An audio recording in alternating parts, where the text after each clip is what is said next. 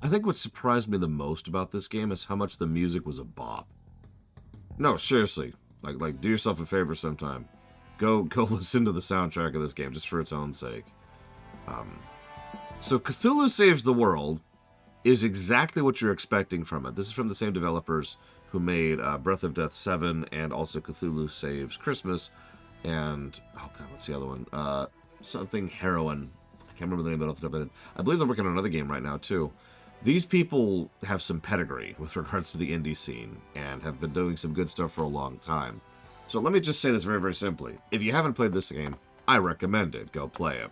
It's a very short game. It was only 6.2 hours for us, and that was doing everything and being decently leveled. What really impressed me about the game is it looked like a parody game, and that's because it is. It is, in fact, a parody game. There's no... Unlike the quirky, zany tone of, say, Shadows of Loathing, which is the next game we're covering, this is much more focused on being jokes, jokes, jokes. Or more accurately, joke, joke, joke. There's really just the one joke, and you already know it because it's in the title of the game.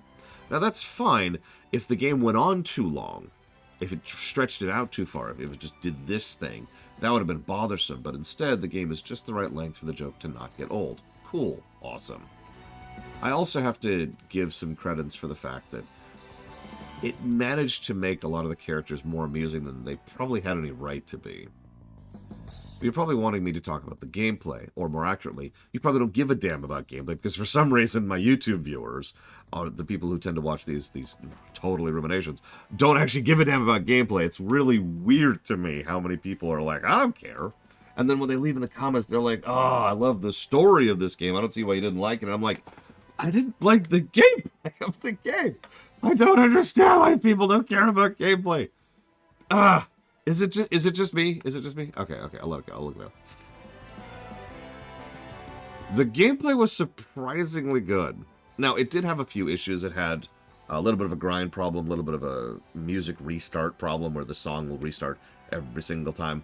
The encounter rate is still a little bit high, and the dungeon design is too long. I will absolutely agree with the developers themselves, because I played with commentary mode on, which I recommend, by the way, that almost every dungeon was just a little bit too long, need to be a little bit more condensed.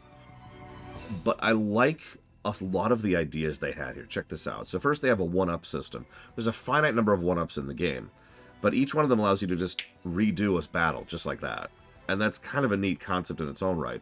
It gives you that gradient, like, say, in between something like, say, Mystic Quest, which just allows you to retry forever, but also without forcing you to go back to your last save point. You can also save anywhere, by the way, so that's also cool.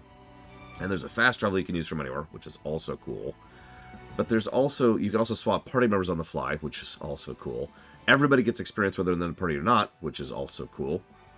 There's this thing where each area has like a set number of encounters, and that's how many you should be fighting there. You can keep fighting past that, of course, but you can tell then that that's roughly what the game is balanced around, having encountered that encounter limit or close to it. And if you feel like doing extra grinding, you can, and if you feel like rushing through it, you can. That's a very cool feature, because once you hit the encounter limit, the encounters go away. You have to actually hit a button to force encounters at that point, which is awesome. I also love the fact that there's this interesting system built into the game called Insanity. So you can turn enemies insane, which boosts them and can give some enemies a great deal of additional abilities or strengths or whatever. But it also boosts you, and it also gives you slightly more rewards for having defeated an insane enemy rather than a regular enemy. So that's a nice little risk-reward thing built into the combat. But then you get into the fact that each round the enemies get stronger, and the longer combat goes on, the less MP you regenerate at the end of the fight. So you're encouraged twice to go ahead and try to zip through encounters as quickly as you can. Which may sound strange until you think about it from this perspective. How many times have you played an RPG where you've held on to your mana, or you've held on to your potions, or you've held on to your whatever, because you just wanted to save them for the boss? This game, by virtue of those two mechanics, encourages you to go ahead and actually burn through your MP and burn through your abilities and spells in order to try and actually push through the combat better and more smoothly. It also encourages you to think about it, because there's a combo system and multiple ways to raise that combo number, and then multiple ways to then benefit from that combo number, depending. You can use combo to heal, you can use combo to damage, you can do tons of big AoE attacks, you can do multi-strikes, you can buff yourself to give yourself even more multi-strikes. There's a lot of fire and forget stuff, like you can just have the enemy take damage every turn, or you heal every turn, or you gain more combo every turn, or you gain more hits to gain more combo every turn.